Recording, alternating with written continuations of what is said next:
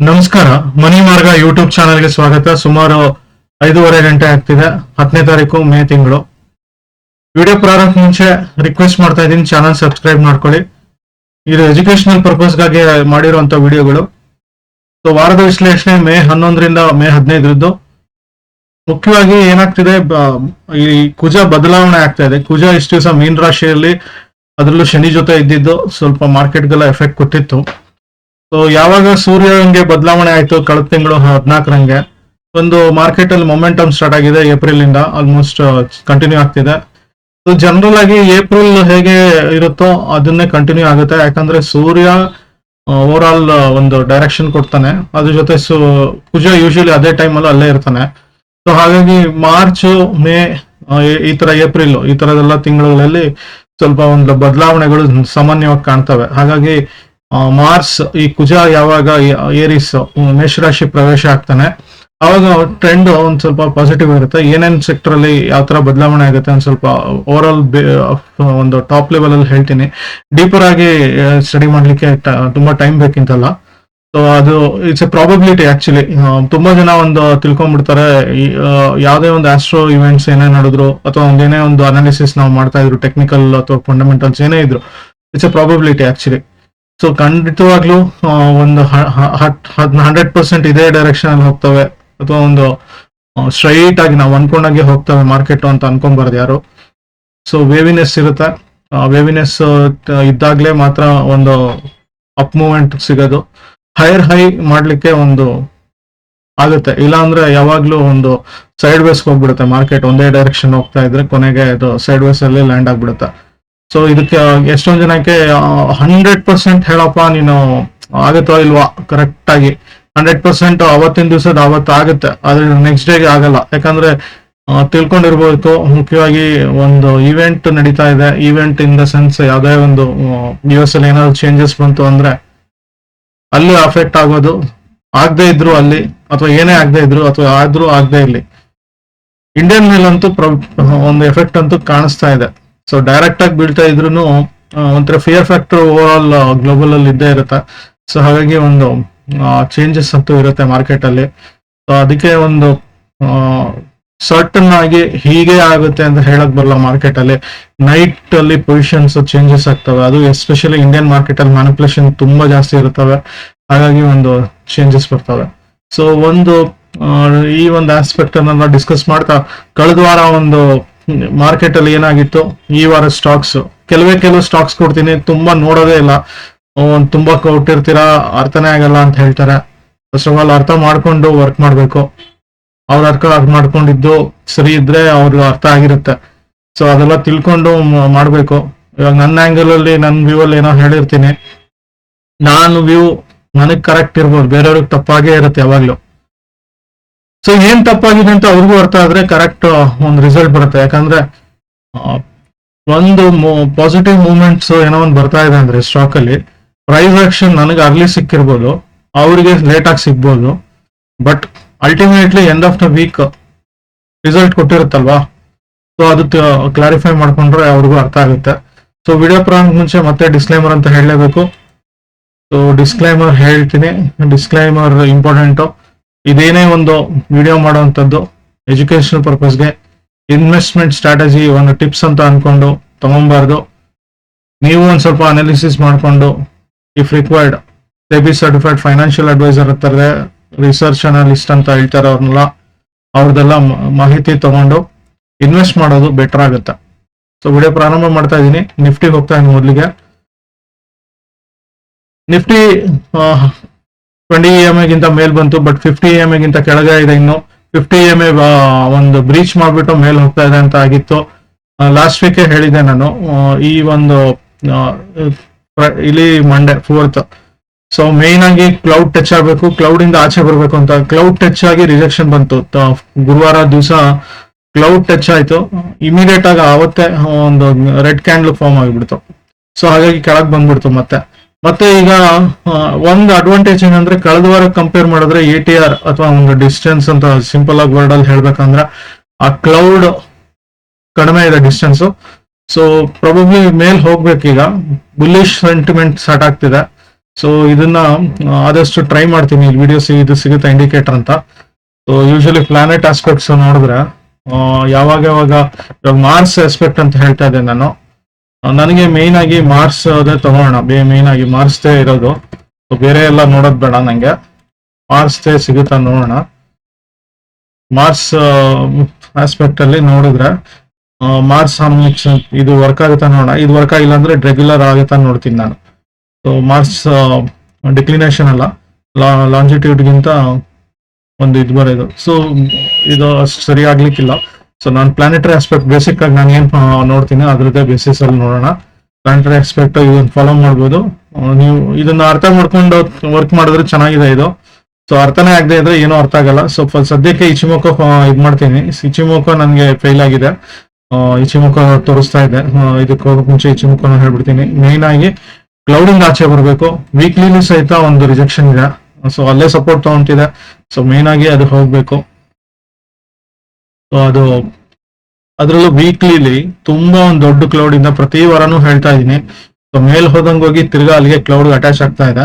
So ನಿಂಗೆ ಏನನ್ಸುತ್ತೆ, ಒಂದು gap ಸಿಗುವಂತದ್ದು ಈ ಒಂದು ಆಲ್ಮೋಸ್ಟ್ 2,000 to 3,000 ಪಾಯಿಂಟ್ಸ್ ಅಂತೂ ಬರ್ಲಿಕ್ಕಿಲ್ಲ ಇಲ್ಲಿ ಒಂದೇ ಸಲ. ಅಟ್ಲೀಸ್ಟ್ 1,800 ಪಾಯಿಂಟ್ಸ್ ಅಂತ ಇಟ್ಕೊಳ್ಳೋಣ.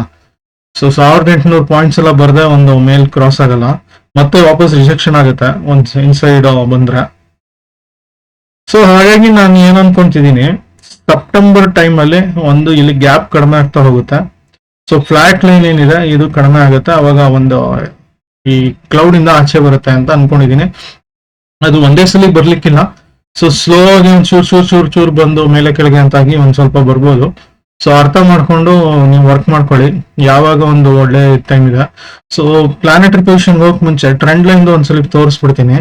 ಸೊ ಡೇಟಾ ಫ್ರೇಮ್ ಅಲ್ಲಿ ಟ್ರೆಂಡ್ ಲೈನ್ ಹಾಕ್ತಾ ಇದೆ. ಆಕ್ಚುಲಿ ಒಂದು ಟ್ರೆಂಡ್ ಲೈನ್ ಡೈರೆಕ್ಟ್ ಆಗಿ ಒಂದು ಇದು ಹಾಕುವಂತದಲ್ಲ, ಆಂಗಲ್ ಟ್ರೆಂಡ್ ಆಂಗಲ್ ಅಂತಿದೆ, ಯೂಸ್ ಮಾಡ್ಕೊಂಡು ಮಾಡೋದು. ಈ ಒಂದು ಹೈ ಇಂದ ಲೋ ಫಾರ್ಮ್ ಮಾಡಿ ಅದು ಕಾಂಪ್ಲಿಮೆಂಟ್ ಆಗಿ ಒಂದು ಇದರಿಂದ ಡ್ರಾ ಮಾಡಿದಾಗ ಸೊ ಅದು ಒಂದು ಲೈನ್ ಫಾರ್ಮ್ ಆಗುತ್ತೆ. ಅದನ್ನ ನೀವು ಸಪೋರ್ಟ್ ಆರ್ ರೆಸಿಸ್ಟೆನ್ಸ್ ಅಂತ ತಗೊಬೇಕು. ಈ ಒಂದು ಲೈನ್ ಇವಾಗ ಏನ್ ಫಾರ್ಮ್ ಆಗಿದೆ. ಸೊ ನನ್ಗೇನ್ ಅನ್ಸೋದು, ಝೂಮ್ ಮಾಡಕ್ಕಾಗಲ್ಲ ಸದ್ಯಕ್ಕೆ, ಯಾಕಂದ್ರೆ ಇದು ರೀಸೆಟ್ ಆಗ್ಬಿಡುತ್ತೆ. ಇಲ್ಲಿಂದ ಇಲ್ಲಿಗೆ ತೋರಿಸಕ್ ಟ್ರೈ ಮಾಡ್ತೀನಿ. ಸೊ ಏನಾಗುತ್ತೆ, ಒಂದು ಆಟೋ ಫಿಟ್ ಮಾಡಿದ್ರು ಚೇಂಜ್ ಆಗುತ್ತೆ ಇದು. ಸೊ ಏನ್ ಎಕ್ಸಾಂಪಲ್ಗೆ ಹಿಂಗೆ ತೋರಿಸ್ಬಿಡ್ತೀನಿ.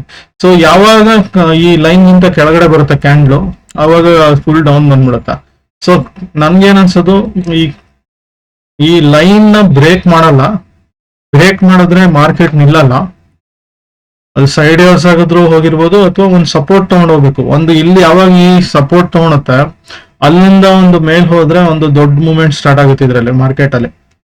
ಇನ್ ಕೇಸ್ ಆಗ್ಲಿಲ್ಲ, ಮ್ಯಾಕ್ಸಿಮಮ್ ಇದ್ರದ್ದು ಇನ್ನೊಂದು 3-4 ಡೇಸ್ ಅಲ್ಲಿ ಬಂದ್ಬಿಡುತ್ತಿದೆ ಈ ಲೈನ್ಗೆ. ಇಲ್ಲ ಅಂದ್ರೆ ನಾಳೆನೆ ಒಂದೇ ಸಲ ಫಾರ್ಮ್ ಆಯ್ತು, ಅಲ್ಲಿಂದ ನೆಕ್ಸ್ಟ್ ಡೇ ಟ್ಯೂಸ್ಡೇ ಇಂದ ಒಂದು ಅಪ್ ಹೋಗಕ್ ಸಾಧ್ಯತೆ ಜಾಸ್ತಿ ಇರ್ತವೆ. ಬಟ್ ಈ ವೀಕ್ ಅಲ್ಲಿ ಒಂದು ನಾಳೆ ಎಂಟ್ರಿ ಆಗುವಂತದ್ದು, ಏರಿಸ್ಗೆ ಒಂದು ಮಾರ್ಚ್ ಎಂಟ್ರಿ ಆಗುವಂತದ್ದು. ಹಾಗೆ ಒಂದು 13th ಒಂದು ಇನ್ನೊಂದೇನೋ ಒಂದು ಆಸ್ಪೆಕ್ಟ್ ಇದೆ. 14th ಒಂದು ತಿರ್ಗಾ ಹುಣ್ಣಿಮೆ ಮೀನ್ಸ್ ಅಮಾವಾಸ್ಯೆ ಇದೆ ಆಕ್ಚುಲಿ. ಸೊ ಅಮಾವಾಸ್ಯೆ ಆಸ್ಪೆಕ್ಟ್ ಎಲ್ಲ ಒಂದ್ ಸ್ವಲ್ಪ ನೋಡ್ಬೇಕಾಗುತ್ತೆ.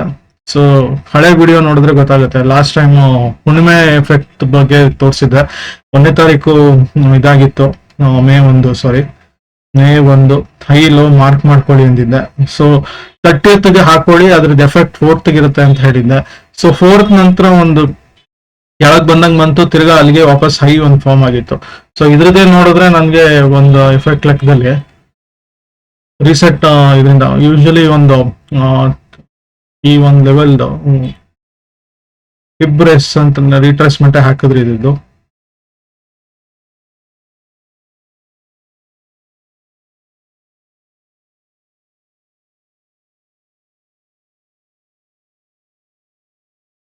$263 ಇದನ್ನೇ ಹಾಕೋಣ. ಇದನ್ನ ಇಟ್ಟರು ಸಾಕು ನನಗೆ. ಸೊ ಯಾವಾಗ 236 ಬ್ರೇಕ್ ಆಗಿಲ್ಲ, ಕೆಳಗಡೆಯಿಂದ ಬರ್ತಾ, ನಾನು ಇಲ್ಲಿ ಆಪೋಸಿಟ್ ಅಂದ್ರೆ 26 ಇದಾಗುತ್ತೆ. ಸೊ ಯಾವಾಗ ಅದು ಬ್ರೀಚ್ ಆಗಲ್ವೋ ಕೆಳಗೆ ಹೋಗಲ್ಲ ಅಂತ. ಸೊ ಬಟ್ ಅಲ್ಲಿ ತನಕ ಸಪೋರ್ಟ್ ತಗೊಳುತ್ತೆ. ಜನರಲ್ ಆಗಿ ಅಲ್ಲಿ ಸಪೋರ್ಟ್ ತಗೊಂಡು ವಾಪಸ್ ಅಲ್ಲಿಂದ ಒಂದು ಅಪ್ ಹೋಯ್ತು. ಸೊ ಇಲ್ಲಿ ನೋಡ್ತಾ ಇರ್ಬೋದು, ಅಲ್ಲಿಗೆ ಸಪೋರ್ಟ್ ತಗೊಂಡು ಅಲ್ಲಿಂದ ಒಂದು ತಿರ್ಗಾ ಒಂದು ಗ್ಯಾಪ್ ಅಪ್ ಓಪನ್ ಆಗಿ, ಅಥವಾ ಒಂದು ಫ್ಲಾಟ್ ಆಗಿ ಓಪನ್ ಆಗಿದ್ದು, ಗ್ಯಾಪ್ ಅಪ್ ಏನೂ ಆಗಿಲ್ಲ. ಸೊ ಇಲ್ಲಿಂದ ಒಂದ್ ಮೇಲ್ ಹೋಯ್ತು. ಸೊ ಆಲ್ಮೋಸ್ಟ್ ಈ ಪಾಯಿಂಟ್ ಇಂದ ತಗೊಂಡ್ರು ಆಲ್ಮೋಸ್ಟ್ 2% ಹೋಗಿದೆ. 2% ಜನರಲ್ ಆಗಿ ಇರುತ್ತೆ. ಸೊ ಈಗ ಏನಾಗುತ್ತೆ, ಹೊಸ ಒಂದು ನ್ಯೂ ಮೂನ್ ಡೇ ಅಥವಾ ಒಂದು ಅಮಾವಾಸ್ಯೆ ಅಂತ ಹೇಳ್ತಾರೆ. ಸೊ ಇದರಿಂದ ಕೆಳಗಡೆ ಹೋಗ್ಬಾರ್ದು. ಪ್ರೀವಿಯಸ್ ನಂದು 23,800 ಇದೆ. ಸೊ 23,800 ತನಕ ಟಚ್ ಮಾಡಕ್ ಟ್ರೈ ಮಾಡುತ್ತೆ, ಅಥವಾ 23,915 ಈ ಲೆವೆಲ್ ಆದ್ರೂ ಟಚ್ ಮಾಡುತ್ತೆ. ಜನರಲ್ ಆಗಿ ಇದು ಅಬ್ಸರ್ವೇಷನ್ ನಂದು. ಇನ್ ಕೇಸ್ ಇದೆಲ್ಲ ಬ್ರೀಚ್ ಆಗಿ ಕೆಳಗಡೆ ಹೋಯ್ತು ಅಂದ್ರೆ ಆದಷ್ಟು ಇಲ್ಲಿ 23,300 ಮತ್ತೆ ಈ ಒಂದು ಎಸ್ಪೆಷಲಿ ಈ ಒಂದು ಪಾಯಿಂಟ್ ಏನಿದೆ ನನ್ನ ಲೋಯರ್ ಫ್ಲೋ, ಈ ಒಂದು ಪಾಯಿಂಟ್ಗೆ ಟ್ರೈ ಮಾಡುತ್ತೆ. ಸೊ ಸಾಮಾನ್ಯವಾಗಿ ಈ ಒಂದು ಝೋನ್ ನನಗೆ ಒಂದು ತುಂಬಾ ಒಂದು ಅಟ್ರಾಕ್ಟ್ ಆಗುತ್ತೆ ಅನ್ಕೊಂಡಿದೀನಿ. ಯಾಕಂದ್ರೆ ವಿಕ್ ಫಾರ್ಮ್ ಆಗಿ ಒಂದು ಅಲ್ಲಿಂದ ಒಂದು ಹೈ ಮಾಡಿದ್ದು. ಸೊ ಈ ಒಂದು ಸಪೋರ್ಟ್ ಅಂಡ್ ರೆಸಿಸ್ಟೆನ್ಸ್ ಇಲ್ಲಿ ಆಗುತ್ತೆ. ಇದ್ರದ್ದು ಈ ಸದ್ಯದ ಒಂದು ಸೆಗ್ಮೆಂಟ್ ಅಲ್ಲಿ ಇದು ಸಪೋರ್ಟ್ ಅಂಡ್ ರೆಸಿಸ್ಟೆನ್ಸ್ ಆಗುತ್ತೆ. ಸೊ ಹಾಗಾಗಿ ಈ ಒಂದು ಝೋನ್ಗಳು ವೆರಿ ಕ್ರಿಟಿಕಲ್ ಆಗ್ತವೆ. ಸೊ ಇದನ್ನ ಸ್ವಲ್ಪ ನೋಡ್ಕೊಬೇಕಾಗತ್ತೆ. ಸೊ ಇದನ್ನೇ ನಾನು ನೆಕ್ಸ್ಟ್ ಕಂಟಿನ್ಯೂ ಮಾಡ್ತಾ ಒಂದು ಆಸ್ಪೆಕ್ಟ್, ಪ್ಲಾನೆಟರಿ ಆಸ್ಪೆಕ್ಟ್ ಬಗ್ಗೆ ಮಾತಾಡ್ತಿದ್ದೆ. ಇಚಿಮುಖ ಹೈಡ್ ಮಾಡೋಣ. ಪ್ಲಾನೆಟರಿ ಆಸ್ಪೆಕ್ಟ್ ನನ್ಗೆ ಈಗ ಬೇಕಾಗಿರೋದು ಮೇನ್ ಆಗಿ ನನಗೆ ಮಾರ್ಸ್ ಟ್ರಾನ್ಸಿಟ್ ಇಲ್ಲಿ ಜೋಡಿಯಾಕ್ ಸೈನ್ ಏರಿಸ್ ಅದೆಲ್ಲ ಏನೋ ಚೇಂಜ್ ಮಾಡೋದು. ಪ್ಲಾನೆಟರಿ ಆಸ್ಪೆಕ್ಟ್ ನನಗೆ ಪ್ಲಾನೆಟರಿ ಎ ಅಂಡ್ ಬಿ ಅಂತ ಬರುತ್ತೆ, ಇದು ಕಂಜಂಕ್ಷನ್ ಇರೋದು. ಸೊ ಇದನ್ನ ನನ್ಗೀಗ ಮುಖ್ಯವಾಗಿ ಒಂದು ಸನ್ ಆಸ್ಪೆಕ್ಟ್ ಅಲ್ಲೇ ನೋಡೋಣ. ಯಾಕಂದ್ರೆ ನಿಯರೆಸ್ಟ್ ಸನ್ಗೆ ಅಂತ ನಾನು ತಗೊಂತೀನಿ ನಾನು. ಸೊ ಸನ್ ಆಸ್ಪೆಕ್ಟ್ ಅಲ್ಲಿ ನೋಡೋಣ.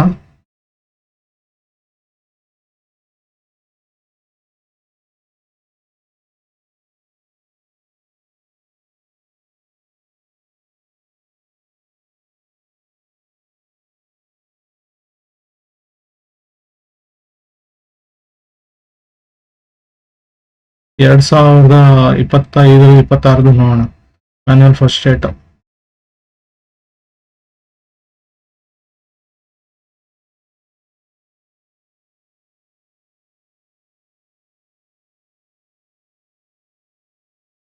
ಇಪ್ಪತ್ತ 4ರಿಂದ ತಗೋಣ, ಸ್ವಲ್ಪ ಈಸಿ ಆಗ್ಲಿ. 23, 24 ಇದು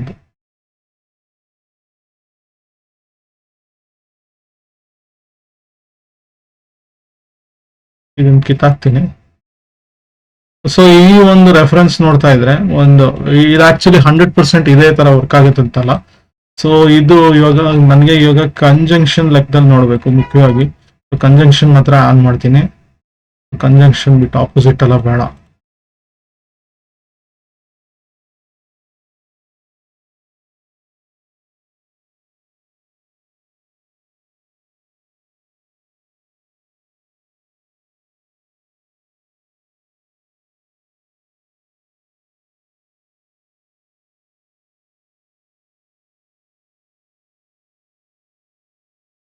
ಇದು ಸ್ವಲ್ಪ ಟ್ರೈನ್ ತಗೊಳುತ್ತೆ. ಇಲ್ಲಾಂದ್ರೆ ನಾನು ಇದರಿಂದ ನೋಡ್ಬೋದು.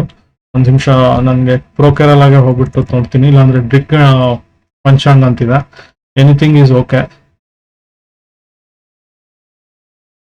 ಗೂಗಲ್ ಹೋಗಿ ಮಾರ್ಸ್ ಎಂಟರಿಂಗ್ ಏರಿಸ್ ಅಂತಾನೆ ಕೊಡೋಣ. ಸಾಕು, ಇದು ಸಾಕು ನಂಗೀಗ ಸದ್ಯಕ್ಕೆ. ಏರಿಸ್ ಏನೇನಾಗಿದೆ ಅಂತ ನೋಡಕ, ಯಾಕಂದ್ರೆ ತುಂಬಾ ಒಂದು ಇದು ಬೇಡ. ಟ್ರಾನ್ಸಿಷನ್, ಮಾರ್ಚ್ ಟ್ರಾನ್ಸಿಷನ್ ಅಂತಾನೆ ಕೊಡೋಣ. ಜನರಲ್ ಆಗಿ ಇದೇ ವರ್ಡ್ ಯೂಸ್ ಮಾಡಬೇಕು. ಇದು ಯಾವ್ಯಾವ ಇದಕ್ಕೆ ಏನೇನಾಗುತ್ತೆ ಅದೆಲ್ಲ ಸ್ವಲ್ಪ ತಿಳ್ಕೊಂಡಿದ್ದವರು ಸ್ವಲ್ಪ ವರ್ಕ್ ಮಾಡಿದ್ರೆ ತುಂಬಾ ಹೆಲ್ಪ್ ಆಗುತ್ತೆ. ಮಾರ್ಚ್ ಏರಿಸ್ ಎಂಟ್ರಿ ತಿಂಗಳು ವರ್ಷಕ್ಕೆ ಒಂದೇ ಸಲ ಆಗುವಂಥದ್ದು. ಸೊ ಈ ತಿಂಗಳಲ್ಲಿ ಮಾರ್ಚ್ ಇದು ಮೇ 11 ನಾಳೆಯಿಂದ ಸ್ಟಾರ್ಟ್ ಆಗುತ್ತೆ. ಇದರಿಂದ ಇನ್ 2026-24 ಎಲ್ಲ ನೋಡೋಣ ಒಂದ್ಸಲಿ ಏನೇನಾಗಿದೆ ಅಂತ ತೋರ್ಸ್ಲಿಕ್ಕೋಸ್ಕರ ಅಷ್ಟೇ ಇದು ಮಾಡ್ತಾ ಇರೋದು. ದಿಕ್ಪಂಚಾಯದಲ್ಲಿ ಮಂಗಳ ಗೋಚಾರ ಅಂತಿದೆ. ಸೊ ಈ ತರದೆಲ್ಲ ಬರ್ತವೆ, ನೀವು ನೋಡಿದ್ರೆ ಗೊತ್ತಾಗುತ್ತೆ.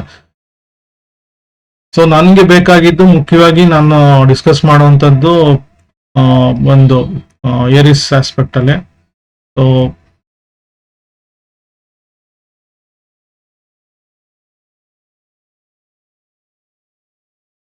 ಮಕರ, ಮೀನ, ಮೇಷ ಜನವರಿ 1ಕ್ಕೆ ಆಗಿದೆ 2021. ಜನವರಿ 24ಕ್ಕೆ ಏನಾಗಿದೆ ನೋಡೋಣ. ಜನವರಿ 2024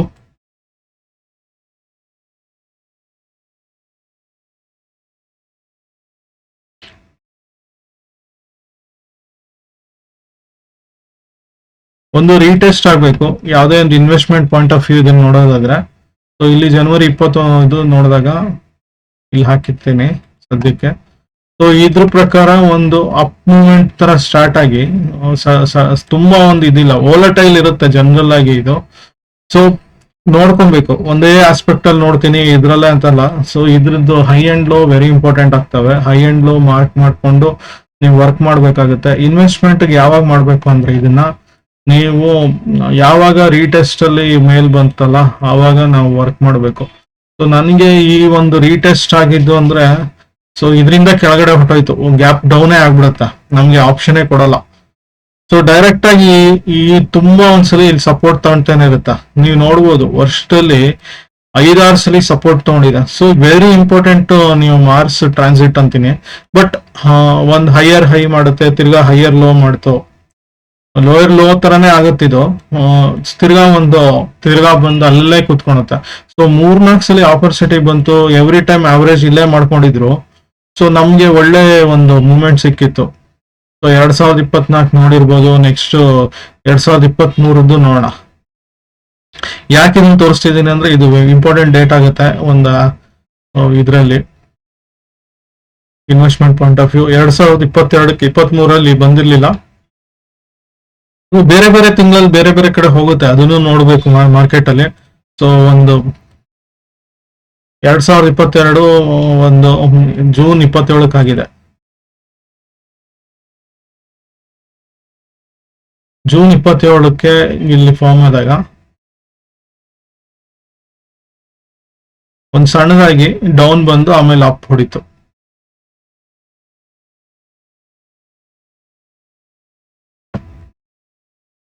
ಅಲ್ಲೇ ಸಪೋರ್ಟ್ ತಗೊಳುತ್ತೆ ಅಂತಿದೆ, ಸುಮಾರು ಸರಿ ಸಪೋರ್ಟ್ ತಗೊಂಡಿದೆ. ಇಲ್ಲಿ ಒಂದೇ ಸಲ ಆಗಿರುತ್ತೆ, ಯಾಕಂದ್ರೆ ಒಂದ್ ಟ್ರೆಂಡ್ ಹಿಡ್ಕೊಂಡ್ಬಿಟ್ಟಿದೆ, ಇಲ್ಲಿ ತನಕ ಬ್ರೇಕೇ ಆಗಿಲ್ಲ ಅದು. ಸೊ ಅಪ್ ಟ್ರೆಂಡ್ ಅಂತೂ ಫಾರ್ಮ್ ಆಗಿದೆ ಅಂತ ಅದಕ್ಕೆ ಹೇಳ್ತೀನಿ. ಜನರಲ್ ಆಗಿ ಇದು ಬುಲಿಶ್ ಸೆಂಟಿಮೆಂಟ್ ಕ್ರಿಯೇಟ್ ಆಗ್ಬಿಡುತ್ತೆ. ಆ ತಿಂಗಳಿಗೆ ವರ್ಕ್ ಆಗದೆ ಇರ್ಬೋದು, ಕೆಲವು ಸಲ ಸಡನ್ ಆಗಿ ಕೆಳಗ್ ಬಂದು ತಿರ್ಗಾ ಅಲ್ಲೇ ಅಪ್ ಹೊಡೆದು ತಿರ್ಗಾ ಮೇಲ್ ಹೋಗ್ಲಿಕ್ಕೂ ಇದೆ. ಅದಕ್ಕೆ ಹೇಳಿದ್ ನಾನು ಒಂದೇ ಆಸ್ಪೆಕ್ಟ್ ಅಲ್ಲಿ ಮಾರ್ಸ್ ಎಂಟ್ರಿಯಿಂದ ಆಗುತ್ತೆ ಅಂತಲ್ಲ. ಬಟ್ ಇದೇ ಒಂದು ಇದಕ್ ನೋಡಿದ್ರೆ ಗೋಲ್ಡ್ ಅಲ್ಲೂ ನೋಡಿದ್ರೆ ಗೊತ್ತಾಗ್ಬಿಡುತ್ತೆ.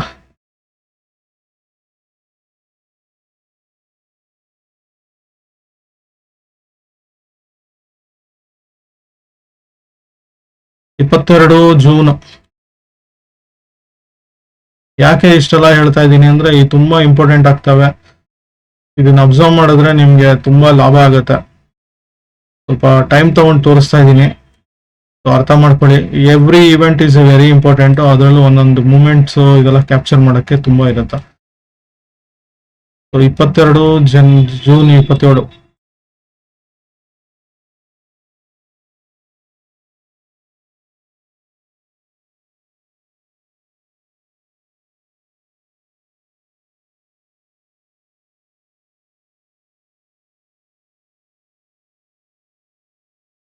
ಸಪೋರ್ಟ್ ಅಂತೂ ಅಲ್ಲಿ ತಗೊಳುತ್ತೆ, ಸಪೋರ್ಟ್ ತಗೊಂಡಿದೆ. 2-3 ಸರಿ ಇಲ್ಲೇ ಹಿಟ್ ಆಗುತ್ತೆ. ನನಗೆ ರೆಫರೆನ್ಸ್ ತುಂಬಾ ಇಂಪಾರ್ಟೆಂಟ್ ಆಗುತ್ತೆ. ಅದಕ್ಕೆ ನಾನು ಯಾವಾಗ ಬಾಟಮ್ ಆಗುತ್ತೆ ನೋಡ್ಕೊಳ್ಳಿ, ಅದರಿಂದ ಒಂದ್ಸಲಿ ರಿವರ್ಸ್ ಬಂದಾಗ ಒಂದ್ ಇದಾಗುತ್ತೆ. ಜನರಲ್ ಆಗಿ ಏನ್ ಅಬ್ಸರ್ವೇಷನ್ ಅನ್ನೋದು ಬುಲ್ಲಿಶ್ ಅಂತ ಹೇಳ್ಬಿಡ್ತಾರೆ, ಮಾರ್ಸ್ ಎಂಟ್ರಿ ಆಗ್ತಿದಂಗೆ ಬುಲ್ಲಿಶ್ ಅಂತ. ಬಟ್ 100% ಬುಲ್ಲಿಶ್ ಅಲ್ಲ, ಬಟ್ ಅದು ರೆಫರೆನ್ಸ್ ಆಗಿ ಆಕ್ಟ್ ಆಗ್ತವೆ. ಬುಲ್ಲಿಶ್ ಸೆಂಟಿಮೆಂಟ್ ಗೆ ಅಲ್ಲೇ ಒಂದು ಕ್ರಿಯೇಟ್ ಆಗ್ತವೆ. ಸೊ ಅಲ್ಲೇ ಸಪೋರ್ಟ್ ತಗೊಳ್ತಾ ಅಲ್ಲೇ ರೆಸಿಸ್ಟೆನ್ಸ್ ಆಗಿ ಆಕ್ಟ್ ಆಗ್ತವೆ. ಸೊ ಹಾಗಾಗಿ ಒಂದ್ ಸ್ವಲ್ಪ ನೋಡ್ತಾ ಇದ್ರೆ ಈ ಒಂದು ಇಂಪಾರ್ಟೆಂಟ್ ಡೇಟ್ ನಾಳೆದು ಒಂದೇ ಸಲಿ ಮೋರ್ ದ್ಯಾನ್ 5% ಹೋಗ್ಬಿಡ್ತು ಅಂದ್ರೆ ತಡೆಯಕ್ಕಾಗಲ್ಲ, ಮಾರ್ಕೆಟ್ ಹೋಗ್ತಾನೆ ಇರುತ್ತೆ. ಯೂಶಲಿ ಹಂಗಾಗಲ್ಲ. I repeating this, one direction ಹೋಗಲ್ಲ, ಹೋದ್ರೆ ತಡೆಯಕ್ಕಾಗಲ್ಲ. ಗೋಲ್ಡ್ ಅಲ್ಲಿ 11% ಒಂದೇ ಸಲಿ. ಅದೇ ನಿಫ್ಟಿಗೆ ಬಂದ್ರೆ ಅದ್ರ ರೇಂಜೇ 5%.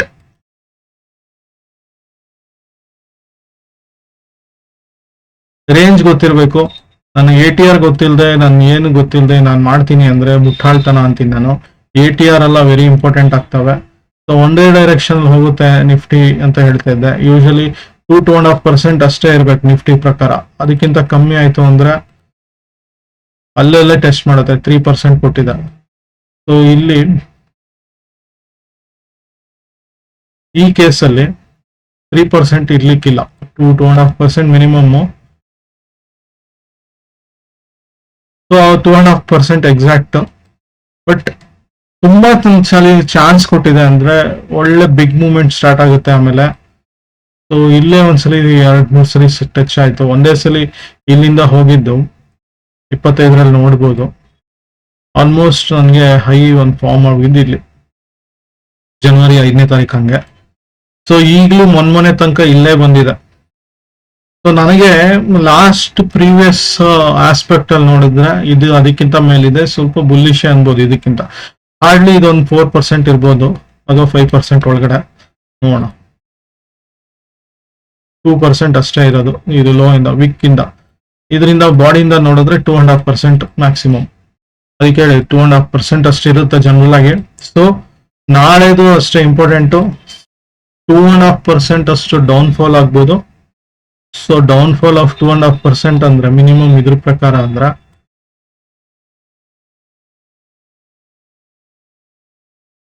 ಎಕ್ಸಾಕ್ಟ್ ಅಲ್ಲ ಇದು. ಸೊ ಅರೌಂಡ್ 23,500 ಲೆವೆಲ್ಸ್ ಬರುತ್ತೆ. ಇಚಿಮೋಕೋ ನೋಡೋಣ, ಒಂದ್ಸಲಿ ಕನ್ಫರ್ಮ್ ಮಾಡೋಣ. ಎಕ್ಸಾಕ್ಟ್ ಆಗಿ ಇಚಿಮೋಕೋ ಕ್ಲೌಡ್ ಎಂಡ್ ಪಾಯಿಂಟ್ ಅಲ್ಲೇ ಬರ್ತಾ ಇದೆ. ಸೊ ಹಾಗಾಗಿ ನೋಡ್ಬೇಕು, ಇಲ್ಲಿಗೆ ಸಸ್ಟೈನ್ ಆಗುತ್ತೆ ಅನ್ಕೊಂತಿದ್ದೀನಿ. ಸೊ ಇಲ್ಲಿ ತನಕ ಬಂದು ಒಂದು ಬಿಗ್ ಅಪ್ ಮೂವ್ ಸ್ಟಾರ್ಟ್ ಆಗಬೇಕು. But investor point of view this ನಾಳೆ ಕ್ಯಾಂಡಲ್ ಏನಿದೆ it's very important. So market is going to give again and again chances. Mark this high and low of tomorrow candle. Take that reference as your investment reference. If you are getting more than 2 to 3 times, minimum 30% will you are going to get from this candle. Need not to be necessarily this is a thumb rule anta ಏನು ಇಲ್ಲ. But observation last earlier ಏನೇನ್ ಆಗ್ತಿದೆ ಅದ್ರದ್ದು observation ಮೇಲೆ I am telling all this thing. So ದಯವಿಟ್ಟು use ಮಾಡ್ಕೊಳ್ಳಿ. Life time ಅಲ್ಲಿ ಒಂದು ಚಾನ್ಸ್ ಅಂತಲ್ಲ, ಈ ವರ್ಷಕ್ಕೆ ಒಂದು ಚಾನ್ಸ್ ನಿಮ್ಗೆ ಕೊಡ್ತಾ ಇರುವಂತದ್ದು, ಒಂದು ಒಳ್ಳೆ ಚಾನ್ಸ್ ಇನ್ವೆಸ್ಟ್ಮೆಂಟ್ಗೆ. ಸೊ ನಿಮ್ಗೆ ಯಾವಾಗ ಒಂದು ಲೋ ಫಾರ್ಮ್ ಆಗುತ್ತೆ ಈ ಒಂದು ರೆಫರೆನ್ಸ್ ಇಂದ 100% ಡೆಪ್ಲಾಯ್ ಮಾಡುವಂಥದ್ದಲ್ಲ, ಅರೌಂಡ್ ದಿಸ್ ಕ್ಯಾಂಡಲ್ ವಾಪಸ್ ರಿವರ್ಸ್ ಬರುತ್ತಲ್ಲ ಆವಾಗ ಒಂದು ಸ್ವಲ್ಪ 50% ಆದ್ರೂ ಮಿನಿಮಮ್ ಹಾಕೊಬೇಕು. ವೆಯ್ಟ್ ಮಾಡಿ ರಿವರ್ಸ್ ಬರುವಾಗ. ಸೊ ರಿವರ್ಸ್ ಬಂದ್ಮೇಲೆ ರೀಟೆಸ್ಟ್ ಅಲ್ಲೇ ಇನ್ವೆಸ್ಟ್ ಮಾಡಬೇಕು. ಸೊ ಮಾರ್ಕ್ ಮಾಡ್ಕೊಂಡು ವರ್ಕ್ ಮಾಡಿ. 100% ನಿಮಗೆ ಗೋಲ್ಡ್ ಇರ್ಬೋದು, any metal stocks, especially metal and golds, silver, anything metal related things. Top priority is gold, second priority is silver, then aluminium related things, lastly copper ಎಲ್ಲ ಬರ್ತವೆ, ಆಮೇಲೆ ಮಿಕ್ಕಿದೆಲ್ಲ ಬರ್ತವೆ. So ಆ ಥರದ್ದು ಇನ್ವೆಸ್ಟ್ಮೆಂಟ್ ಮಾಡ್ತಾ ಹೋಗಿ ನೋಡ್ಕೊಂಡು ಇನ್ವೆಸ್ಟ್ ಮಾಡಿ. ಸೊ ಬ್ಯಾಂಕ್ ನಿಫ್ಟಿಗೆ ಬರೋದಾದ್ರೆ ಏನು ಸ್ಪೆಷಲ್ ಅಂತದ್ದು ಏನಿಲ್ಲ, ಸಿಮಿಲರ್ ಕೇಸಸ್ ರಿಪೀಟ್ ಆಗ್ತಾ ಇದೆ. ಬಟ್ ಕಂಪ್ಯಾರಿಟಿವ್ಲಿ ಅಗೇನ್ ನಿಫ್ಟಿಗಿಂತ ಬೆಟರ್. ಇಚಿಮೋಕೋ ನೋಡ್ಬೇಕಂದ್ರು ಕೆಳಗೆ ಬಂತು, ಸೊ ಆಚೆ ಬ್ರೇಕ್ ಆಗ್ಲಿಲ್ಲ. ಬ್ರೇಕ್ ಆಗುತ್ತೆ ನೋಡಿ ಟ್ರೈ ಮಾಡಿ, ವೆಯ್ಟ್ ಮಾಡಿ ಅಂತ ಹೇಳಿದ್ದೆ. ಬ್ರೇಕ್ ಆಗ್ಲಿಲ್ಲ, ಕ್ಯಾಂಡ್ಲು ಹೊರಗಡೆ ಬಂದಿತ್ತು, ತಿರ್ಗಾ ಕೆಳಗಡೆ ಹೋಯ್ತು, ಒಳಗಡೆ ಹೋಯ್ತು, ಬ್ರೇಕ್ ಮಾಡ್ಲಿಲ್ಲ. ಸೇಮ್ ಎಕ್ಸಾಕ್ಟ್ ಕಾಪಿ ಆಗ್ತಾ ಇದೆ ನಿಫ್ಟಿದ. ಸೊ ಪಿಚ್ ಫೋರ್ಕ್ ಏನೋ ನೋಡೋದ್ ಬೇಡ. EMI ಕೆಳಗಡೆ ಇದೆ, ಎಲ್ಲ ಇವನ್ 20 EMI ಗಿಂತ ಕೆಳಗಡೆ ಇದೆ. It's not good, comparatively not good. But over all Nifty ತರಾನೇ ಬಿಹೇವ್ ಮಾಡ್ತಾ ಇದೆ ಈ ವೀಕು. ಸೊ ಹಾಗಾಗಿ Nifty and bank Nifty more or less same. ಸಿಲ್ವರ್ಗೆ ಬರ್ತಾ ಇದ್ದೀನಿ, important. Again silver and gold important ಆಗ್ತವೆ ಇನ್ಮೇಲೆ, ಸ್ವಲ್ಪ ನೋಡ್ಕೊಳ್ಳಿ. ಸೊ ಅಪ್ ಟ್ರೆಂಡ್ ಅಂತೂ ಕ್ರಿಯೇಟ್ ಆಗಿದೆ. ಸೊ ನೋಡ್ಬೇಕು ಹೆಂಗ್ ಹೋಗ್ತವೆ. ನಾಳೆ candle high and low mark ಮಾಡ್ಕೊಳ್ಳಿ, ಅದ್ರ ಮೇಲೆ ಇನ್ವೆಸ್ಟ್ಮೆಂಟ್ ಪಾಯಿಂಟ್ ಆಫ್ ವ್ಯೂ ನೋಡ್ಕೊಳ್ಳಿ. ನಾಳೆ ಇದೆ ರೆಫರೆನ್ಸು. ಸೊ ಅಪ್ ಟ್ರೆಂಡ್ ಅಂತೂ ಇದೆ. ಸೊ ಬೇರಿಶ್ ಇದರಿಂದ ಸೆಂಟಿಮೆಂಟ್ ಇಂದ ಸ್ವಲ್ಪ ಬುಲ್ಲಿಶ್ ಹೋಗಿದೆ. ಮೇಲಾಗಿ ಬೇಸ್ ಲೈನ್ ಕನ್ವರ್ಷನ್ ಲೈನ್ ಗಿಂತ ಮೇಲಿದೆ ಇದು. ಸೊ ಇದೆಲ್ಲ ಒಳ್ಳೆ plus sign. But over all ನಿಮ್ಗೆ ಈ ಒಂದು ಆಸ್ಪೆಕ್ಟ್ ಅಲ್ಲಿ ನೋಡಿದ್ರೆ, ವೀಕ್ಲಿ ಆಸ್ಪೆಕ್ಟ್ ಅಲ್ಲಿ ನೋಡಿದ್ರೆ ಲಾಸ್ಟ್ 20th ಮಾರ್ಚ್ ಇಂದ ಬಂದಿದ್ದು ಇದರಿಂದ ಮೇಲಿದೆ ತುಂಬಾ. ಸೊ ಡಬಲ್ ಬಾಟಮ್ ಲೆಕ್ಕದಲ್ಲಿ ಆಗಿದೆಯಾ ಒಂದು ಕನ್ಫರ್ಮೇಶನ್ ನೋಡೋಣ. ಲೋಯರ್ ಲೋ ಆ ಥರದ್ದೆಲ್ಲ ಫಾರ್ಮ್ ಆಗಿ ಒಂದು ಡಬಲ್ ಬಾಟಮ್ ತರ ಆಗಿದೆಯಾ.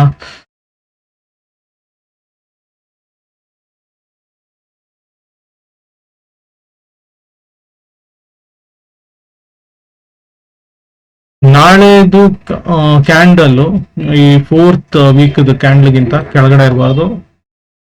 ಡಬಲ್ ಬಾಟಮ್ ಈ ಒಂದು ಕೇಸಲ್ಲಿ ಎಸ್ಪೆಷಲಿ ಮೇ 6th ಕ್ಯಾಂಡಲ್ಗಿಂತ ಕೆಳಗಾಗಬಾರ್ದು. So May 6th low is your stop loss. ಅದ್ರ ತಕ್ಕನಾಗಿ ವರ್ಕ್ ಮಾಡ್ಬೇಕಾಗತ್ತೆ. ಇಲ್ಲ ನಾನು ಕನ್ಸರ್ವೇಟಿವ್ ಆಗಿ ತುಂಬಾ ರಿಸ್ಕ್ ತಗೊಳಕ್ ರೆಡಿ ಇಲ್ಲ ಅಂದ್ರೆ take 7th candle as your stop loss. Even worst case ತುಂಬಾ ಹೆದರಿಕೆ ಇರೋರು ಈ ಒಂದು ಕ್ಯಾಂಡಲ್ ಸ್ಟಾಪ್ ಲಾಸ್ ವರ್ಕ್ ಮಾಡಿ. Long term investment point of view silver and gold work ಮಾಡಿ. ಇನ್ವೆಸ್ಟ್ಮೆಂಟ್ ನಾನು ಸ್ವಿಂಗ್ ಟ್ರೇಡಿಂಗ್ ವರ್ಕ್ ಮಾಡ್ತೀನಿ ಅಂದ್ರೆ ಆಗಲ್ಲ. ಇನ್ವೆಸ್ಟ್ಮೆಂಟ್ ಪಾಯಿಂಟ್ ಆಫ್ ವ್ಯೂ ಮಾತ್ರ ವರ್ಕ್ ಮಾಡಬೇಕು. Gold and silver another 10, 12, 30 years ಎಷ್ಟು ಇಟ್ಕೊಂತೀರೋ, ಎಷ್ಟು ಸಾಧ್ಯವೋ ಅಷ್ಟು ಟೈಮ್ ಇಟ್ಕೊಳ್ಳಿ. ನಿಮ್ ಮಕ್ಕಳು ಮಕ್ಕಳ ಕಾಲಕ್ಕೆ ಒಂದೇ ಒಂದು ಅಸೆಟ್ ಅಂತ ಕ್ರಿಯೇಟ್ ಮಾಡ್ಕೊಳ್ಳಿ. ಜಾಸ್ತಿ ಏನ್ ಬೇಡ, ಸೇಫ್ ಇರುತ್ತೆ. ಯಾವುದೋ ಒಂದು ರಿಯಲ್ ಎಸ್ಟೇಟ್ ಎಲ್ಲೋ ಹಾಕ್ಬಿಟ್ಟು ಅಲ್ಲಿ ಯಾರೋ ಬಂದ್ಬಿಟ್ಟು ಬೋರ್ಡ್ ಹಾಕ್ಬಿಟ್ಟು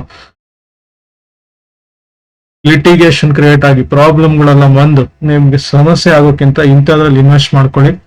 ಸೊ ನಿಮ್ಗೆ ಸೇಫ್ ಆಗಿರುತ್ತೆ. ಸೊ ನೋಡೋಣ, 4850 ಬ್ರೇಕ್ ಆಗ್ಬೇಕು. ನಾನು ಒಂದು ರೇಂಜ್ ಮಾರ್ಕ್ ಮಾಡ್ಕೊಂಡಿದ್ದೆ, ಇದಕ್ಕಿಂತ ಕೆಳಗೆ ಹೋಗಲ್ಲ ಅಂತ. ಸೊ ಲಾಸ್ಟ್ ಇದರಿಂದ ಒಂದು ದೊಡ್ಡ ಫಾರ್ಮ್, ಯಾವುದೇ ಒಂದು ಕಂಪ್ಲೀಟ್ ಕ್ಯಾಂಡಲ್ ಕ್ಲೋಸ್ ಆಗಿಲ್ಲ. ಆಕ್ಚುಲ್ ಆಗಿ ನಾನು 30th ಜನವರಿ ಅದು ಹೈಯಿಂದ ಮಾರ್ಕ್ ಮಾಡ್ಕೊಂಡಿದ್ದು.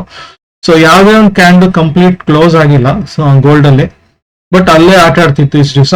ಬಟ್ ಚಾನ್ಸ್ ನಮ್ಗೆ ಓವರ್ ಅಂತ ಅನ್ಸುತ್ತೆ. ಯಾಕತ್ತ ಫಸ್ಟ್ ಟೈಮ್ ಟಚ್ ಆಯ್ತು ಇಲ್ಲಿ, ಅಂದ್ರೆ ಫಸ್ಟ್ ಟೈಮ್ ಇದನ್ನ ಬಿಟ್ಬೇಡ. 2nd, 3rd, 4th, 5th ಈ ದಿವಸ ಫುಲ್ ಟಚ್ ಆಗಿದೆ. 5 ದಿವಸನೂ ಟಚ್ ಆಗಿ ಒಂದ್ ಹೆಚ್ಚು ಕಮ್ಮಿ 6-7 ದಿವಸ 8 ದಿವಸ ಇಲ್ಲೇ ಟಚ್ ಆಗ್ತಿದೆ. ಸೊ ಇದಕ್ಕಿಂತ ಮೇಲಿದೆ. ಸೊ ನಮ್ಗೆ ಆಪರ್ಚುನಿಟಿ ಇಲ್ಲ, ಬೈಯಿಂಗ್ ಆಪರ್ಚುನಿಟಿ ಮುಗಿತಾ ಬಂತು ಅಂತ ಅನ್ಕೊಂತೀನಿ. ಇವಾಗ ಸಡನ್ ಆಗಿ ಎಂಟ್ರಿ ಎಷ್ಟಪ್ಪ ಕೊಡ್ಲಿ, 20% ಹಾಕೊಳ್ಳಿ. 20% ಹಾಕೊಂಡು ಕೆಳಗೆ ಬಂತ ಮೇನ್ಲಿ 4500 ಈ ಲೋ ಹೆಚ್ಚು ಕಮ್ಮಿ. ಸೊ ಅದ್ರ ಅಷ್ಟೇ ಬರುತ್ತೆ ಹೆಚ್ಚು ಕಮ್ಮಿ, ಅದಕ್ಕಿಂತ ಕೆಳಗೆ ಜಾಸ್ತಿ ಹೋಗಲ್ಲ. ಇದೇ ಲೋ, ಇದಕ್ಕಿಂತ ಲೋ ತುಂಬಾ ಕಷ್ಟ ಇದೆ ಗೋಲ್ಡ್ ಅಲ್ಲಿ. ಸಿಲ್ವರ್ ಕೂಡ ಅದೇ ಅಷ್ಟೇ, ಸೇಮ್ ಸಿಮಿಲರ್. ಈ ಒಂದು ಯಾವುದು ಲೂನಾರ್ ಎಕ್ಲಿಪ್ಸ್ ಎಲ್ಲ ಆಗಿತ್ತು ಚಂದ್ರಗ್ರಹಣ ಟೈಮ್ ಅಲ್ಲಿ, ಆ ಒಂದು ಕ್ಯಾಂಡಲ್ ಲೋ ಮಾರ್ಕ್ ಮಾಡಿದಾಗ ಅದ್ರದ್ದೇ ನಿಮ್ಗೆ ಲೋ ರೆಫರೆನ್ಸ್. ಅದ್ರದ್ದು ಹೈ ಒಂದು ಇದರಲ್ಲಿ ಮಾರ್ಕ್ ಮಾಡ್ಕೊಂಡ್ರೆ ನೀವು ಆ ಝೋನ್ ಅಲ್ಲಿ ವರ್ಕ್ ಮಾಡ್ಕೊಬಹುದು. ಮುಖ್ಯವಾಗಿ ಇನ್ವೆಸ್ಟ್ಮೆಂಟ್ ಮಾಡಕ್ಕೆ ಒಳ್ಳೆ ಟೈಮು. ಅಟ್ಲೀಸ್ಟ್ 20% ಅಂದ್ರೂ ಡೆಪ್ಲಾಯ್ ಮಾಡಿ. ಪಿಚ್ ಫೋರ್ಕ್ ನೋಡಿದ್ರು ನಮ್ಗೆ ಪಿಚ್ ಫೋರ್ಕ್ ಬ್ರೇಕ್ ಆಗಿಲ್ಲ. ಲಾಸ್ಟ್ ಲೈನ್ ತನಕ ಬಂದು ಅದರಿಂದ ಮೇಲ್ ಹೋಯ್ತು. ಸೊ ಹಾಗಾಗಿ ಒಂದು ಪಾಸಿಬಿಲಿಟೀಸ್ ಇದೆ, ನೋಡ್ಕೊಂಡು ವರ್ಕ್ ಮಾಡಿ. ಕಳೆದ ವಾರದ ಸ್ಟಾಕ್ಸ್ ಏನೇನಾಗಿತ್ತು ನೋಡೋಣ. ಕಳೆದ ವಾರ ಮೋರರ್ಲೆಸ್ ನನಗೆ ಪಾಸಿಟಿವ್ ಕೊಟ್ಟಿದೆ. ಎಸ್ಪೆಷಲಿ ಮಿಡ್ ಕ್ಯಾಪ್ ಇನ್ವೆಸ್ಟ್ ಮಾಡ್ಕೊಳ್ಳಿ ಅಂದಿದೆ. ಮಿಡ್ ಕ್ಯಾಪ್ ಅಲ್ಲಿ 4% ಹೈ ಹೋಗ್ಬಿಡಿತ್ತು. ಓವರ್ ಆಲ್ ಕ್ಲೋಸಿಂಗ್ ಬೇಸಿಸ್ ಅಲ್ಲಿ 3.46. ಚೋಲಾ ಫೈನಾನ್ಸ್ ಬಂದಿತ್ತು 7% ಮ್ಯಾಕ್ಸಿಮಮ್ ಹೋಗಿದೆ. ಡೆಲಿವರಿ ಬಂದಿತ್ತು 7% ಮ್ಯಾಕ್ಸಿಮಮ್ ಹೋಗಿತ್ತು. ಓವರ್ ಆಲ್ 4% ಆ ತರ ಎಲ್ಲ ಇರ್ಬೋದು. ನೆಗೆಟಿವ್ ಪಾಸಿಟಿವ್ ಎರಡು ಸೈಡ್ ದುಡ್ಡು ಮಾಡೋರಿಗೆ ಟ್ರೇಡ್ ಎರಡು ಸೈಡ್ ತಗೊಬೋದು. ಇಲ್ಲ ನಾನು ಹೆಜ್ಜಿಂಗ್ ಸೇಫ್ ಆಗಿರ್ತೀನಿ ಅಂದ್ರು ಹೆಚ್ಚು ಕಮ್ಮಿ ಒಂದು ಕ್ಲೋಸಿಂಗ್ ಬೇಸಿಸ್ ಮೇಲೆ ಅಷ್ಟು ಹೆಚ್ಚು ಕಮ್ಮಿ ಅಷ್ಟು ಬಂದಿರುತ್ತೆ. ಸೊ ಹಾಗಾಗಿ ಇಷ್ಟು ಚೆನ್ನಾಗಿ ಬಂದಿದೆ, ಎಕ್ಸೆಪ್ಟ್ SBI ಲೈಫ್ ಈ ತರದ್ದು. ಸೊ ಇದು ಬಂದಿತ್ತು. ಸೊ ಚೆನ್ನಾಗಿ ವರ್ಕ್ ಆಗಿದೆ ಹೆಚ್ಚು ಕಮ್ಮಿ ಲಾಸ್ಟ್ ವೀಕ್. ಈ ವೀಕ್ ಇದು ಸ್ಟಾಕ್ ಬರೋದಾದ್ರೆ ಮಾರ್ಕ್ ಮಾಡ್ಕೊಳ್ಳಿ. ಹೇಳ್ದಂಗೆ ಮೆಟಲ್ ಸ್ಟಾಕ್ ಜಾಸ್ತಿ ಕಾನ್ಸಂಟ್ರೇಟ್ ಮಾಡಿ, ಅದರಲ್ಲೂ Hindustan copper. In case Hindalco ತಗೊಳ್ಳಿ, ಇಲ್ಲಾಂದ್ರೆ ನಾಲ್ಕೋದಕ್ಕಿಂತ ಆಪ್ಷನ್ ಟ್ರೇಡರ್ಸ್ ಹಿಂದಾಲ್ಕೋ ತಗೊಳೋದು ಒಳ್ಳೇದು. So PNB finance, Kalyan jewellers again ಬಂದಿದೆ, ಒಳ್ಳೆ ರಿಸಲ್ಟ್ ಲೆಕ್ಕದಲ್ಲಿ ಹೋಗಿದೆ. ಸೊ ಹಾಗಾಗಿ ಮತ್ತೆ ಒಂದು ರಿಪೀಟ್ ಆಗ್ತವೆ ಇದೆಲ್ಲ ಮೂವ್ಮೆಂಟ್ಸ್ ಗಳು. Highly volatile, highly beta stocks Kalyan jewellers ಹೋದ್ರೆ ಹಂಗೆ ಹೋಗ್ತವೆ, ಹಂಗೆ ಬೀಳ್ತವೆ. ನೋಡ್ಕೊಂಡು ವರ್ಕ್ ಮಾಡ್ಕೊಳ್ಳಿ. CG ಪವರ್ ಸೊ ಒಂದು ಆಲ್ ಟೈಮ್ ಹೈ ಲೆಕ್ಕದಲ್ಲಿ ಏನೋ ಆದಂಗಿದೆ. CG power long term investment point of ವ್ಯೂನು ಚೆನ್ನಾಗಿದೆ. ಸ್ವಲ್ಪ ನೋಡ್ಕೊಳ್ಳಿ. ಬೇರೆ ಫಂಡಮೆಂಟಲ್ ಅನಾಲಿಸಿಸ್ ಎಲ್ಲ ನೀವು ನಿಮ್ ಕಡೆಯಿಂದ ಮಾಡ್ಕೊಳ್ಳಿ. ಆಲ್ ಟೈಮ್ ಹೈ ಅಂತೂ ಕ್ರಿಯೇಟ್ ಆಗಿದೆ. ಎಸ್, ಆಲ್ ಟೈಮ್ ಹೈ ಅಂತೂ ಕ್ರಿಯೇಟ್ ಆಗಿದೆ. ಸೊ ಹಾಗಾಗಿ ವರ್ಕ್ ಮಾಡಿ CG ಪವರ್ ಮೇಲೆ. ಸೊ ಇನ್ನೊಂದು 10 ವರ್ಷ 20 ವರ್ಷಕ್ಕೆ ಏನ್ ಬೇಕೋ ನಿಮ್ ಮಕ್ಕಳ ಕಾಲಕ್ಕೆ, ಮರಿ ಮಕ್ಕಳ ಕಾಲಕ್ಕೆ ಇನ್ವೆಸ್ಟ್ ಮಾಡ್ತಾ ಹೋಗಿ. CG ಪವರ್ ಆಪ್ಷನ್ ಟ್ರೇಡಿಂಗ್ ಅಲ್ಲಿ ಬಂದಿದೆ, ಆಪ್ಷನ್ಗೆ ಅಂತಾನೆ. ಸೊ ಇನ್ಫಿ ಏನಕ್ಕೆ ಬಂತು ಗೊತ್ತಿಲ್ಲ, ಬಂದಿದೆ ಒಟ್ಟಿನಲ್ಲಿ. ಮೂವ್ಮೆಂಟ್ಸ್ ನೋಡ್ಕೊಂಡು ವರ್ಕ್ ಮಾಡ್ಕೊಳ್ಳಿ. ಕೋಟಕ್ ಮಹೀಂದ್ರ ಇದೆ, ಪಿಯಾ ಇಂಡಸ್ಟ್ರೀಸ್ ಇದೆ, ಪತಂಜಲಿ ಫುಡ್ಸ್ ಬಂದಿದೆ. ಸೊ ಇದನ್ನ ನೋಡ್ಕೊಂಡು ಮಾರ್ಕ್ ಮಾಡ್ಕೊಂಡು ವರ್ಕ್ ಮಾಡಿ. Option traders point of view ಮಾಡಿರುವಂತದ್ದು 4.5% ಅಂತೂ ಬರುತ್ತೆ ಮ್ಯಾಕ್ಸಿಮಮ್. ಅದು ವರ್ಸ್ಟ್ ಕೇಸಲ್ಲಿ ಬಂದಿರುವಂತದ್ದು. ಕೆಲವು ಕಡೆ ಬೆಸ್ಟ್ ಕೇಸು 2 to 3% ಈ ತರ ಒಂದು ರೇಂಜ್ ಅಲ್ಲಿ ಇರ್ತವೆ. ಸೊ ನಾನು ಒಂದೇ ಡೈರೆಕ್ಷನ್ ಅಲ್ಲಿ ನಿಮ್ಗೆ ಡೈರೆಕ್ಟ್ ಆಗಿ 2% ಕೊಡುತ್ತೆ ಅಂತೆಲ್ಲ ಹೇಳಲ್ಲ ನಾನು. ಸೊ ವರ್ಕ್ ಮಾಡ್ಕೊಳ್ಳಿ. Option traders point of view ಈ ಒಂದು ಇದು ಕೊಟ್ಟಿದ್ದ ರೆಕಮೆಂಡೇಶನ್ಸ್ಗಳು. ಸೊ ಸದ್ಯಕ್ಕೆ CG ಪವರ್ ಒಂದು long term investment point of view, ಅದರಲ್ಲೂ ನಿಮ್ ಭಯ ಇದ್ರೆ ರೀಟೆಸ್ಟ್ ವೆಯ್ಟ್ ಮಾಡಿ. ರೀಟೆಸ್ಟ್ ನನ್ನ ಪ್ರಕಾರ ಇದು ಬರಲ್ಲ. ಸೊ ಎಲ್ಲದನ್ನು ಮೇರ್ಸಿ ಹೋಗ್ಬಿಟ್ಟಿದೆ. ಮತ್ತೆ ಇದ್ರದ್ದೊಂದು 1000 ತನಕ ಹೋಗ್ಬೋದು ಇದು. ಸೊ ನೋಡ್ಕೊಳ್ಳಿ ಹೆಂಗೋಗುತ್ತೆ ಗೊತ್ತಿಲ್ಲ. ಸೊ ಸೆಕ್ಟರ್ ವೈಸ್ ಒಂದು ಹೇಳ್ತಾ ಇದ್ದೆ, ಇದು ಒಂದು ಯೂಶಲಿ ನಾನು ಮರ್ತು ಬಿಡ್ತೀನಿ ಜನರಲ್ ಆಗಿ. So sector wise last week ಒಂದು ಸ್ಮಾಲ್ ಕ್ಯಾಪ್ ಫಂಡ್ಸ್ಗಳು ಚೆನ್ನಾಗಿ ಮಾಡಿದೆ. ಸೊ ಸ್ಮಾಲ್ ಕ್ಯಾಪ್ ಏನೋ ಒಂದು ಸ್ವಲ್ಪ ಅಟ್ರಾಕ್ಟಿವ್ ಆಗಿರೋಂಗಿದೆ. ಸೊ ಸ್ಟ್ರೆಂತ್ ಇದೆ ಅಲ್ಲಿ. ಸೊ ರಿಯಾಲಿಟಿ ಸೆಕ್ಟರ್ ವೀಕ್ಲಿ ಕೊಟ್ಟಿದೆ, ಬಟ್ ಸ್ಟ್ರೆಂತ್ ವೈಸ್ ಒಂದು ಚೆನ್ನಾಗೇ ಕೊಟ್ಟಿದೆ. So small cap auto Nifty ಕೂಡ ಒಂದು ವರ್ಕ್ ಆಗಿದೆ ಲಾಸ್ಟ್ ವೀಕ್ ಅಲ್ಲಿ. ಓವರ್ ಆಲ್ ಚೆನ್ನಾಗಿ ಬಂದಿದೆ. ಕನ್ಸಂಪ್ಷನ್ ಕೂಡ ಬಂದಿದೆ, ಅಲ್ಲಿ ಟರ್ನ್ ಆಗ್ತಾ ಇದೆ ಅಂತ ತೋರಿಸ್ತಾ ಇದೆ. ಈ ಸೆಕ್ಟರ್ ಇರ್ಲಿಲ್ಲ. ಸೊ ಹಾಗಾಗಿ ಒಂದು ಚೇಂಜಸ್ ಬರ್ತಾ ಇದೆ. ಸೊ ನಿಫ್ಟಿ ಪಾಸಿಟಿವ್ ಹೋಗ್ತಾ ಇರೋ ಕಾಣಿಸ್ತಿದೆ, ಬಟ್ 100% ಅಂತೂ ಅಲ್ಲ. ಸೊ ನೋಡ್ಬೇಕು ಹೆಂಗೋಗುತ್ತೆ. ಸೊ ನಿಫ್ಟಿ ಐಟಿ ಅಗೇನ್ ಒಂದೇನೋ ಒಂದು ಆಗ್ತಾ ಇದೆ, ಅದಕ್ಕೆ ಪ್ಲಸ್ ಬಂದಿದೆ. ಸೊ 1 ಮಂತ್ ಅಲ್ಲಿ ನೆಗೆಟಿವ್ ಬಂದಿದ್ದು ಟರ್ನ್ ಆಗುತ್ತೆ. ಸೊ 1 ಪಾಯಿಂಟ್ ಆಫ್ ವ್ಯೂ ಇದ್ರಲ್ಲಿ ಒಂದು ಮಿಸ್ ಮಾಡ್ಕೊಂಡು ಆಕ್ಚುಲಿ HCL ಒಂದು ಐಡೆಂಟಿಫೈ ಆಗಿದೆ ನಿಫ್ಟಿ ಐಟಿ ಸ್ಟಾಕ್ಸ್. ಸೊ ನೋಡ್ಕೊಂಡು ಇನ್ವೆಸ್ಟ್ಮೆಂಟ್ ಮಾಡ್ಕೊಳ್ಳಿ. ಸೊ ಲಾಂಗ್ ಟರ್ಮ್ಗೆ ಒಂದು ಹೆಲ್ಪ್ ಆಗ್ಬೋದು. ಸೊ ಮೆಟಲ್ ಲಾಸ್ಟ್ ವೀಕಲ್ಲಿ 11% ಅಂತ ಕೊಟ್ಟಿದ್ದು. ಸೊ ಈ ವೀಕ್ ಎಷ್ಟು ಕೊಡುತ್ತೋ ಗೊತ್ತಿಲ್ಲ, ನೋಡೋಣ. So overall sector wise ಈ ತರ ಬಂದಿದೆ. ಸೊ ನೋಡ್ಕೊಂಡು ಇನ್ವೆಸ್ಟ್ಮೆಂಟ್ ಮಾಡಿ. ಸೊ ಇದಾಗಿತ್ತು ಈ ವಾರದ ವಿಶ್ಲೇಷಣೆ. ಮತ್ತೆ ಏನಾದ್ರೂ ಮಾಹಿತಿಗಳು ಅಂತದ್ದು ಏನೋ ಸಲಹೆ ಸೂಚನೆಗಳು ಏನೇ ಇದ್ರು ಕಾಮೆಂಟ್ ಬಾಕ್ಸ್ ಅಲ್ಲಿ ಆಗ್ತಾ ಹೋಗಿ, ಪರ್ಸನಲ್ ಆಗಿ ವಾಟ್ಸ್ಆಪ್ ಮಾಡ್ಬೋದು. ನಾನು ಕೊಟ್ಟಿದ್ದೀನಿ. ಮುಖ್ಯವಾಗಿ ಏನಾದ್ರು ಮ್ಯೂಚುವಲ್ ಫಂಡ್ ಇನ್ವೆಸ್ಟ್ಮೆಂಟ್ ಅಂತದ್ದು ಏನಾದ್ರು ನೋಡ್ತಾ ಇದ್ರೆ, ಇನ್ಶೂರೆನ್ಸ್ ನೋಡ್ತಾ ಇದ್ರೆ. ಸೊ SIF ಎಕ್ಸಾಮ್ ಸದ್ಯಕ್ಕೆ ನಾನು ತಗೊಂಡಿಲ್ಲ. SIF ನನ್ಗೆ ಇಂಟ್ರೆಸ್ಟ್ ಇಲ್ಲ ಸದ್ಯಕ್ಕೆ, ಹಾಗಾಗಿ SIF ನಾನು ಮಾಡ್ತಾ ಇಲ್ಲ. So mutual fund mainly stocks tips ಅಂತ ಏನೋ ಕೊಡಲ್ಲ ನಾನು. ಸೊ ಹಾಗಾಗಿ ಮ್ಯೂಚುವಲ್ ಫಂಡ್, ಇನ್ಶೂರೆನ್ಸ್ ಏನಾದ್ರು ಇದ್ರೆ, ಹೆಲ್ತ್ ಇನ್ಶೂರೆನ್ಸ್, ಟರ್ಮ್ ಇನ್ಶೂರೆನ್ಸ್ ಮುಖ್ಯವಾಗಿ ನಾನು ಕಾನ್ಸಂಟ್ರೇಟ್ ಮಾಡೋದು. ಯೂಲಿಪ್ ಕೂಡ ನಾನು ಸಜೆಸ್ಟ್ ಮಾಡಲ್ಲ ಯಾರಿಗೂ. ಸೊ ಹಾಗಾಗಿ ಅಂಥದ್ದೇನಾದ್ರೂ ಇದ್ರೆ ನೀವು ಕಾಂಟ್ಯಾಕ್ಟ್ ಮಾಡ್ಬೋದು. ಈ ವಾರದ ವಿಶ್ಲೇಷಣೆ ಮುಗಿಸ್ತಾ ಇದ್ದೀನಿ. ಧನ್ಯವಾದಗಳು ಹೇಳ್ತಾ ಇದ್ದೀನಿ. ಮತ್ತೆ ಸಿಗೋಣ. ಅಲ್ಲಿ ತನಕ ಧನ್ಯವಾದಗಳು.